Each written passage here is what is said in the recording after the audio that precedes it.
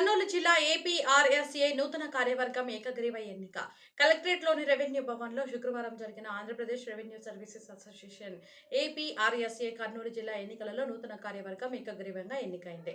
APRSA రాష్ట్ర అధ్యక్షుడు బొప్పరాజు వెంకటేశ్వర్లు ఆదేశాల మేరకు అనంతపురం జిల్లా అధ్యక్షుడు జోన్ ఇన్ఛార్జ్ ఆర్ఎన్ దివాకర్ రావు ఎన్నికల అధికారిగా వ్యవహరించి ఈ ఎన్నికల ప్రక్రియను పూర్తి చేశారు. ఎన్నికల వివరాలు సమావేశ విశేషాలు తెలియజేస్తూ పాత కార్యవర్గం కాలపరిమితి ముగియడంతో నిబంధనల ప్రకారం శుక్రవారం ఉదయం నామినేషన్ల స్వీకరణ పరిశీలన పూర్తి చేశారు. జిల్లాలో క్రీడాకారులకు ప్రభుత్వం సరైన వసతులు కల్పించాలి. ఉద్యోగ నియామకాలలో పారదర్శకంగా నియామకాలు చేపట్టాలి.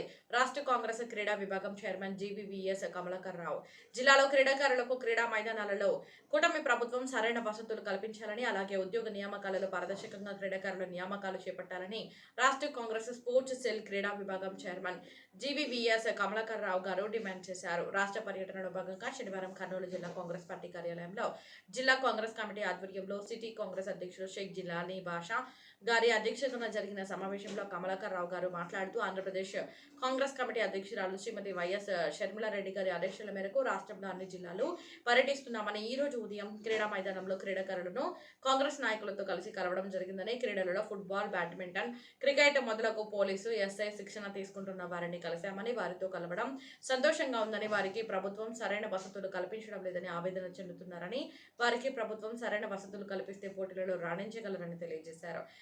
ఈ కార్యక్రమంలో జిల్లా కాంగ్రెస్ గౌరవ సలహాదారు ఉండవెల్లి వెంకటన్న, మాజీ డీసీసీ అధ్యక్షులు కె బాబురావు, ఐఎన్టీయూసీ ఫెడరేషన్ రాష్ట్ర అధ్యక్షులు సయ్యద్ ఖాద్రీ బాషా, కోఆర్డినేటర్లు ఎం కాశీం వలి, అనంతరత్నం మాదిగా, ఐఎన్టీయూసీ జిల్లా అధ్యక్షుడు బి బతుకన్న, ఎస్సీ సెల్ జిల్లా చైర్మన్ ఎన్సి బజారన్న, ఓబీసీ సెల్ జిల్లా chairman DV Sambasivudu, minority cell జిల్లా చైర్మన్ షేక్ ఖాజా హుస్సేన్, రాష్ట్ర మైనారిటీ సెల్ కార్యదర్శి వసీ బాషా, వార్డు ఇన్ఛార్జీలు షేక్ షబ్బీర్, జావీద్ మొదలగు వారు పాల్గొన్నారు. బట్ ఇప్పుడు పరిస్థితులు ఎలా అయిపోయాయంటే, మనం మీరు చూశారు జంతర్ మంతర్ దగ్గర బీజేపీ గవర్నమెంట్ చేసిన పాడు పనులకి, పాడు అని ఎందుకు వాడానంటే ఇంకా నీచమైన వర్డ్స్ వాడచ్చు. ఒక నీట్ పేపర్ అంటే ఒక ఎడ్యుకేషన్లో కూడా నీట్ అనేది డాక్టర్స్ సంబంధించింది. నెక్స్ట్ లెవెల్లో డాక్టర్ అవుతారంటే అది కూడా డబ్బులతో పేపర్ అమ్మేసి, చాలా సినిమాల్లో మనం చూస్తూ ఉంటాం. డబ్బులతో డాక్టర్లు అయిపోయిన ఏం చేస్తారు, మనల్ని ఎలా కాపాడతారు? సో ఇలాంటి పరిస్థితుల్లో బీజేపీ గవర్నమెంట్ తీసుకురావడం అనేది చాలా తప్పు.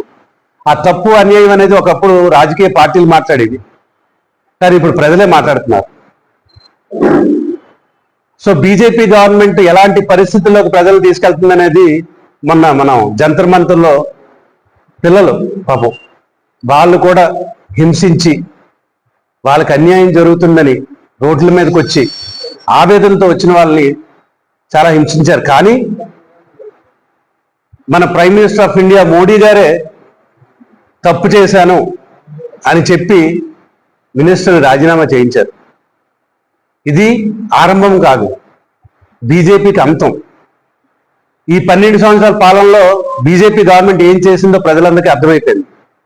ఇప్పటివరకు ఏంటంటే మభ్య పెట్టింది, మేము ఇది, మేము అది, మతం, కులం, ఎలా పడితే ఆడుకుంది. ఎలా ఆడుకున్నా కూడా ప్రజలంతా మాతో ఉన్నారు, మాకే ఓట్లు వేస్తున్నారని ఈవీఎం మిషన్లు మేనేజ్ చేసి మంచి నాయకుల్ని డబ్బులు పెట్టుకొని పవర్కి వచ్చారు వాళ్ళు. కానీ ఇప్పుడున్న పరిస్థితుల్లో 5 ఓట్లు దొంగ ఓట్లు వాళ్ళు వేసుకున్నా కూడా 10 ఓట్లు నిజాయితీగా పడేవి ఉన్నాయి.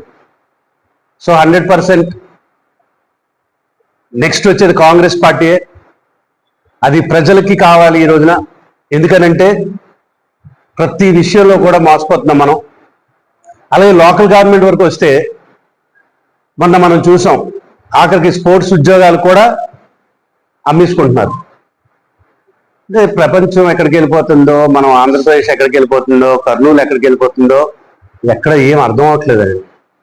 బట్ మనం హ్యాపీగా ఫీల్ అవ్వాల్సింది ఏంటంటే ప్రజల్లో చైతన్యం వచ్చింది, ప్రజలకు తెలిసింది.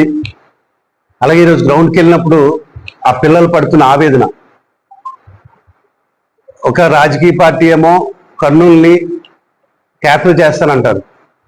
కానీ కర్నూలులో ఉన్న ప్రజలు ఎవరికీ అవసరం లేదు, కర్నూలులో ఉన్న పిల్లలు ఎవరికీ అవసరం లేదు, కర్నూలులో ఉన్న యువతరం ఎవరికీ అవసరం లేదు. ఈరోజు మేము డైరెక్ట్గా వెళ్ళి మాట్లాడుతున్నప్పుడు వాళ్ళ బాధ నాకు చాలా చాలా బాధ అనిపించిందండి. ఒక ఎస్ఐకి అంటే సెలక్షన్కి ప్రిపేర్ అవుతున్న కుర్రోడు, ఎన్నో పోస్టులు ఉన్నాయంట కర్నూలులో. అబ్బాయి చెప్తున్నాడు, సార్ మేము కలెక్టర్ ఆఫీస్కి వెళ్ళి కలెక్టర్తో ఫైట్ చేయడానికి కూడా మాకు ఎవరు సపోర్ట్ చేయట్లేదు సార్, పోస్టులు భర్తీ చేయట్లేదు సార్, కొన్ని పోస్టులు ఏవో వేస్తారంటే అవి కూడా డబ్బులు తీసుకొని చేస్తున్నారు సార్, ఏం చేయాలో అర్థం అవ్వలేని పరిస్థితుల్లో మీరు వచ్చారు సార్, మాకు మేము మీతో ఉంటాం సార్, మాకు హెల్ప్ చేయండి సార్ అని అడుగుతున్నారు. సో ఆఖరికి స్పోర్ట్స్ కూడా ఈ బీజేపీ గవర్నమెంట్ ఇలాంటి పరిస్థితుల్లో తెచ్చింది. అందుకనే కాంగ్రెస్ పార్టీ తరఫున మా వైఎస్ షర్మిలారెడ్డి గారు నిర్ణయం తీసుకున్నారు స్ట్రాంగ్గా. నేను అందుకే ఈ స్టేట్ టూర్ స్టార్ట్ చేశాను. ప్రతి దగ్గరికి వెళ్ళి కూడా ప్రతి డిస్టిక్లో అసలు ప్రాబ్లమ్స్ ఏమున్నాయి, ఇష్యూస్ ఏమున్నాయి క్లియర్గా కనుక్కొని పెద్దలతో కూర్చొని ఒక స్ట్రాంగ్ కమిటీ, స్పోర్ట్స్కి ప్రతి డిస్ట్రిక్ట్ నుంచి డిస్ట్రిక్ట్ చైర్మన్ ఉంటారు, డిస్ట్రిక్ట్ వైస్ చైర్మన్ ఉంటారు, డిస్ట్రిక్ట్ సెక్రటరీ, జాయింట్ సెక్రటరీ ఉంటారు. ఈ రోజు నుంచి కూడా ఏ స్పోర్ట్స్ పర్సన్ అయినా ఏదైనా సెలెక్ట్ అంటే ఫర్ ఎగ్జాంపుల్ ఎస్ఏ సెలక్షన్స్ అవనియండి, గ్రూప్ సెలక్షన్స్ అవనియండి, లేదంటే స్టేట్ ఆడాలి, నేషనల్స్ ఆడాలి, ఇండియా రిప్రజెంట్ చేయాలి అనుకున్న వాళ్ళు రియలీ టాలెంటెడ్, మీ అందరికీ కాంగ్రెస్ పార్టీ నుంచి ఒక భరోసా ఇస్తున్నాం. మీరు గుండెల మీద చేసుకొని మీ టాలెంట్ ఏదైతే ఉందో అది ప్రూవ్ చేయడానికి మీరు ప్రాక్టీస్ చేయండి. 1000% నేను చెప్తున్నాను, కాంగ్రెస్ పార్టీ నుంచి మీకు నిజాయితీగా ఉద్యోగాలు వచ్చినట్టు కానీ, నిజాయితీగా నెక్స్ట్ లెవెల్కి వెళ్ళేటట్టు కానీ, మీకు తోడుగా మా రాహుల్ గాంధీ గారు కానీ, మా అధ్యక్షురాలు వైఎస్ షర్మిలారెడ్డి గారు కానీ, అలాగే ఇక్కడ లోకల్లో ఉన్న పెద్ద పెద్ద లీడర్స్ ఉన్నారు. ఇక్కడ కాంగ్రెస్ పార్టీకి ఎంతో స్థాయి ఉన్నది.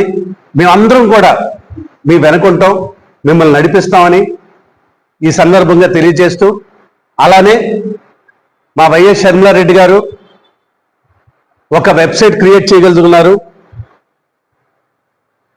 ఆ వెబ్సైట్లో ఈ డిస్ట్రిక్ట్ టీమ్స్ కానీ, స్టేట్ టీం కానీ అందరు మొబైల్ నెంబర్స్ ఇస్తాం. అలాగే మేడం గారు కూడా డైరెక్ట్ కాంటాక్ట్ ఉంటారు. ఈ విషయాన్ని రాహుల్ గాంధీ గారితో కూడా మాట్లాడేస్తాం, ఎందుకంటే ఇది నేషనల్ ఇష్యూ. స్పోర్ట్స్లో ఎంత దారుణమైన పరిస్థితులు ఉన్నాయో అవన్నీ మాట్లాడతారు. అలానే ఎవ్వరు అన్యాయం జరిగినా కూడా, ఎవరికి అన్యాయం జరిగినా, ఎవరు అన్యాయం చేసినా కూడా ఆ వెబ్సైట్లో రిజిస్టర్ అయితే తప్పకుండా కాంగ్రెస్ పార్టీ నుంచి మేమందరం కూడా మీ తరఫున ఫైట్ చేసి న్యాయం చేస్తామని కోరుకుంటున్నాం. అలానే సార్ చెప్పినట్టుగా, రత్న గారు చెప్పినట్టుగా అసలు గ్రౌండే లేదంట. అంటే మార్నింగ్ వెళ్ళినప్పుడు అది చెప్పారు, గ్రౌండ్ ఉంది కానీ వాళ్ళు ప్రాక్టీస్ చేయడానికి ఓ పద్ధతి లేదు, వాళ్ళకి ఇసుక లేదంట పాపం లాంగ్ జంప్ ప్రాక్టీస్ చేయడానికి. అంటే అంత దారుణమైన పరిస్థితుల్లో ఉన్నాం.